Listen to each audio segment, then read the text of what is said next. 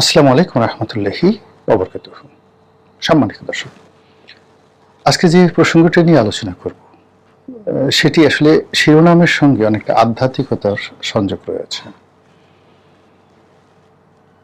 আপনারা যদি বাতিঘরের কথা চিন্তা করেন, in general the light house, যে ঘর থেকে বাতি তৈরি হয়, যে ঘর থেকে বাতির যে আলো, নূর যেটি বের হয়, সেটিকে সাধারণত বাতিঘর বলা হয়।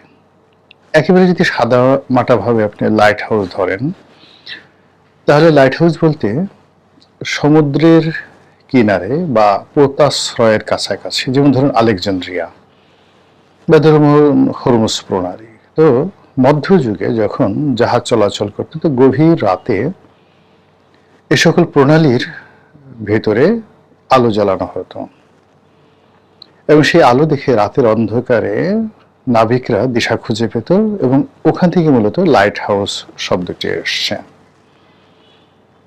আর যদি আপনি সাধারণভাবে আধ্যাত্মিকতায় যান, তাহলে লাইট বলতে যেটি বোঝায় সেটা হলো নূর। নূর এবং আনোয়ার আরবিতে দুটো শব্দ। নূর হলো একেবারে মৌলিক একটি আলো, যে আলোর কোনো রকম প্রতিবিম্ব নেই, যে আলোর কোনো ছায়া নেই, যে আলোর কোনো পেছনে অন্ধকার নেই, যে আলো সপ্তরং তৈরি করে না, কোনো কিছু তৈরি করে না, শুধু আপনাকে পথের দিশা দেখায়, সেটিকে বলা হয় নূর।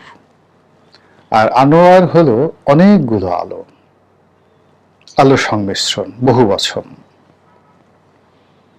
তো এই যে আমরা যেটাকে লাইট হাউস বলি, বাংলা যেটার বাতিঘর, সেই বাতিঘর হলো যে একটি মানুষের হৃদয়ে, মন এবং মস্তিষ্কে, সেখানে যখন এইরকম নূর থাকে, যে নূরে সে তার নিজের পথ দেখতে পারে, অর্থাৎ he must be a successful man, respected man and regarded by all parties. মোটামুটি তার শত্রু যারা আছে তারাও বলবেন যে এই লোকটি এইরকম, তার একটা ক্যারেক্টারিস্টিক্সের সার্টিফিকেট থাকবে। এইরকম যখন কারো সম্পর্কে ধারণা করা হয়, ধরে নেওয়া হয় এই মানুষটির মধ্যে নূরের আলো রয়েছে। নবী রাসূলরা তো ছিলেনই, সাহাবায়ে একরামরা ছিলেন, গাউস কুতুব আল্লাহ পীর মাশায়েখরা ছিলেন, জ্ঞানী গুণী সক্রেটিস, প্লেটো, অ্যারিস্টটল, কনফুসিয়াস, তাদেরকে ওইভাবে আলোকিত মানুষ বলা হতো। আমাদের বাংলাদেশ আব্দুল্লাহ আবু সাইদ স্যার আছেন, অধ্যাপক, তিনি এই আলোকিত মানুষ, enlighten man and no man, এগুলো তৈরি করার জন্য দীর্ঘদিন ধরে লড়াই করে যাচ্ছেন।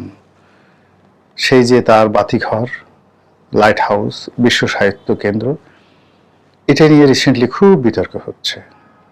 তো মানুষ যে আলোকিত হয়, সে আলোকিতের মধ্যে অবশ্যই জ্ঞান অর্জন, বই পড়া, এটা গুরুত্বপূর্ণ, কিন্তু এতে আপনার আলো আসবে না।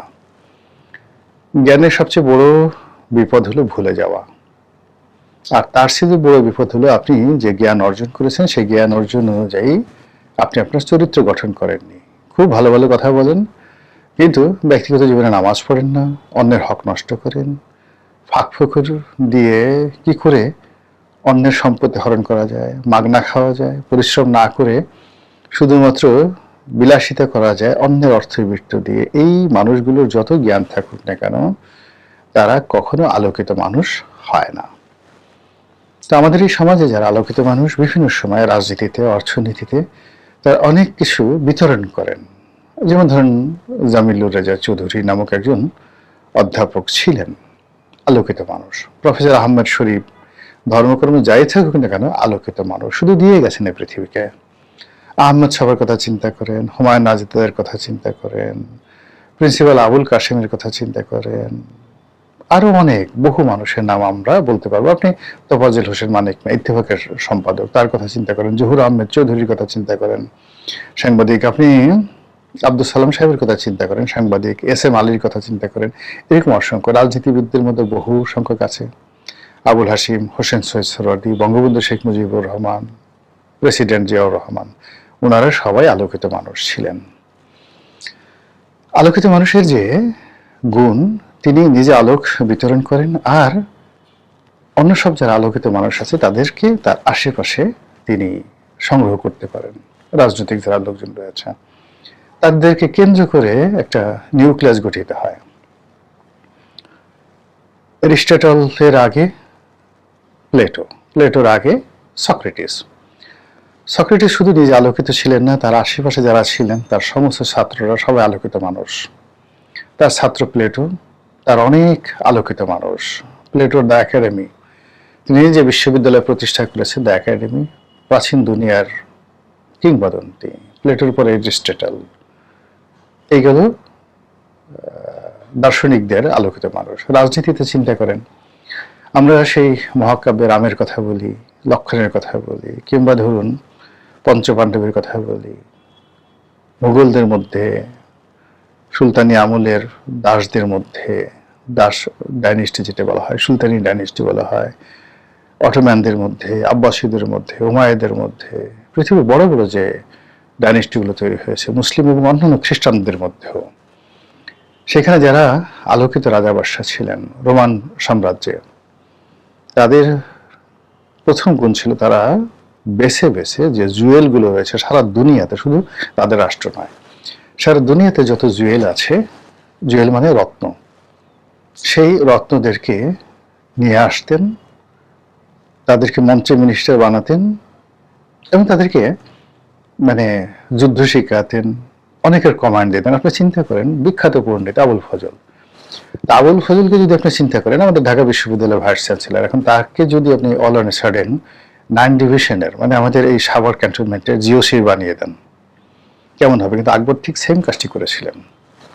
মানে তার যত জুয়েল ছিলেন তাদের সবার হাতেই সেনাবাহিনী ছিল এবং সেনাবাহিনীর কমান্ড ছিল।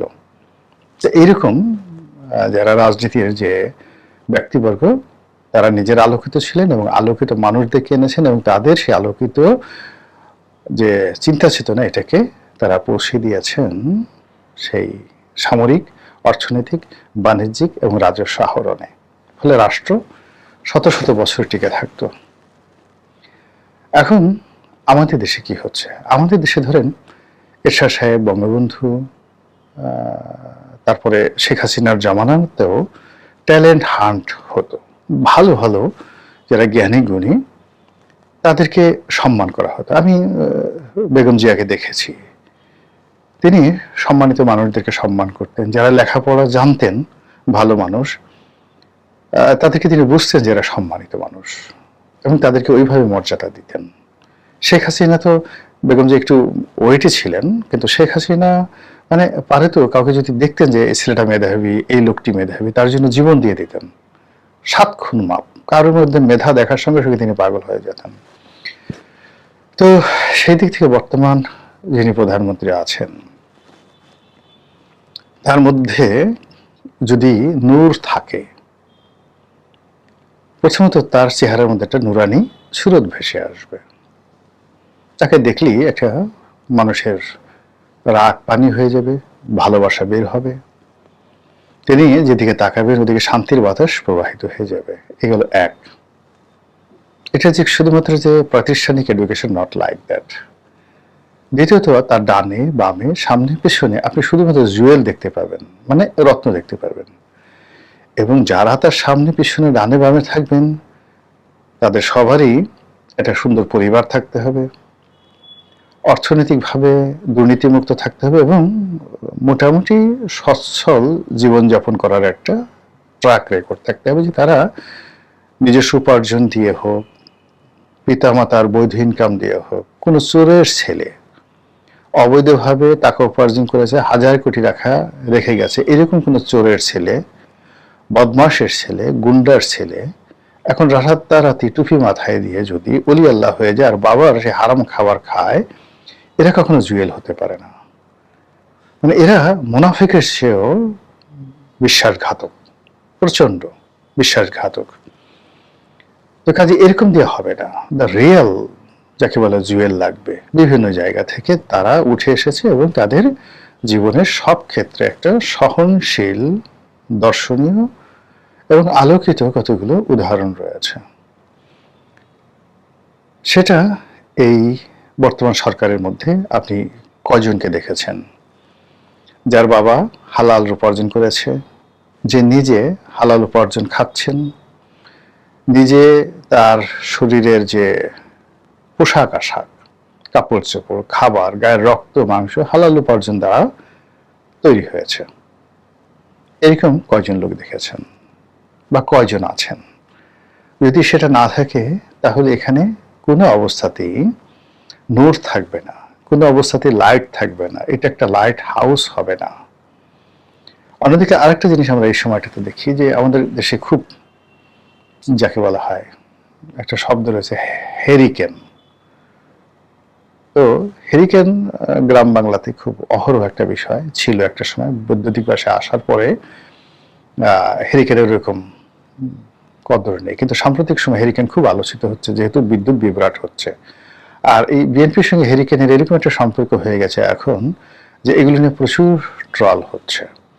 তো কাজে বিএনপির সঙ্গে হেরিকেনের কি সম্পর্ক রয়েছে, সংযোগ রয়েছে, সেটা পরের বিষয়। কিন্তু আমি এখানে বিএনপির সঙ্গে হেরিকেনের যে সম্পর্ক সেটা বোঝানোর জন্য আমি একটু জাস্ট হেরিকেন নিয়ে দুটো কথা বলি।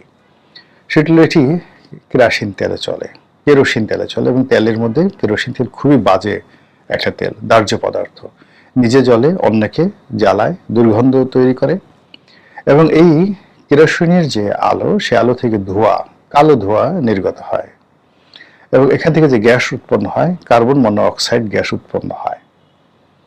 কাজেই হেরিকেন স্বাস্থ্যকর নয়, এটা ওইভাবে আলোকিত করে না, প্রচুর যাকে বলা হয় কালি উৎপন্ন করে, কালিমা উৎপন্ন করে, কলঙ্ক তৈরি করে, আশেপাশে সমস্ত মানুষকে নষ্ট করে, দুর্গন্ধ ছড়িয়ে দেয়।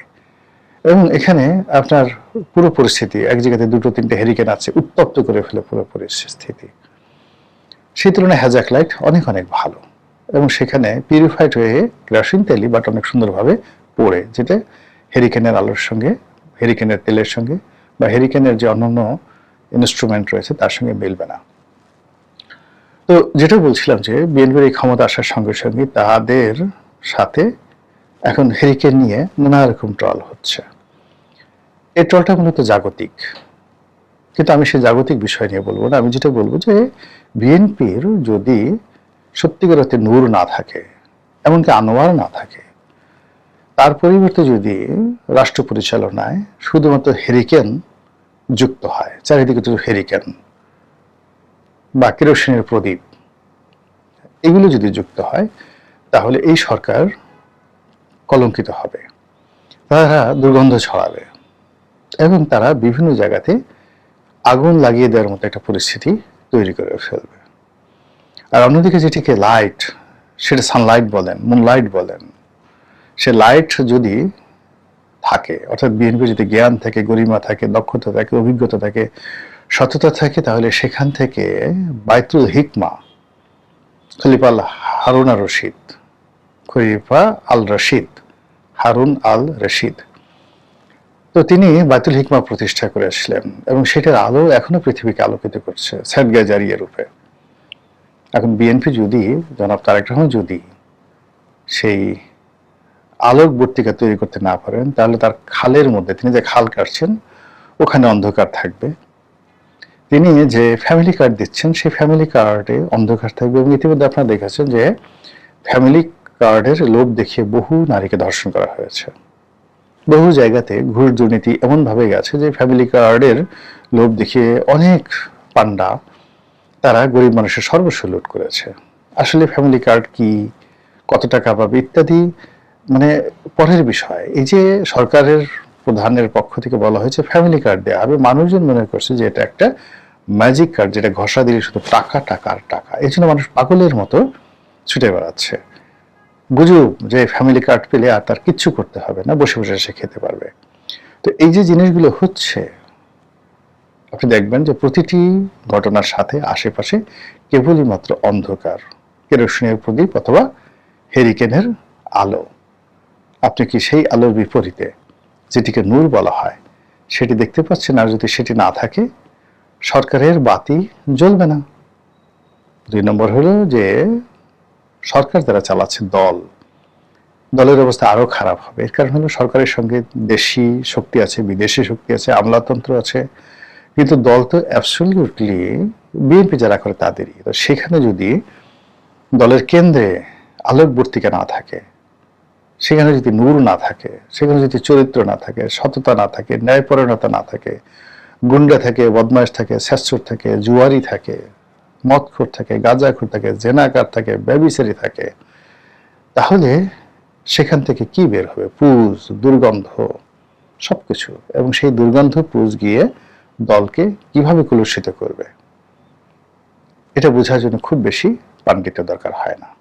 মহান আল্লাহ আমাদের সবাইকে হেদায়েত দান করুন এবং হেফাজত করুন। আসসালামু আলাইকুম ওয়া রাহমাতুল্লাহ।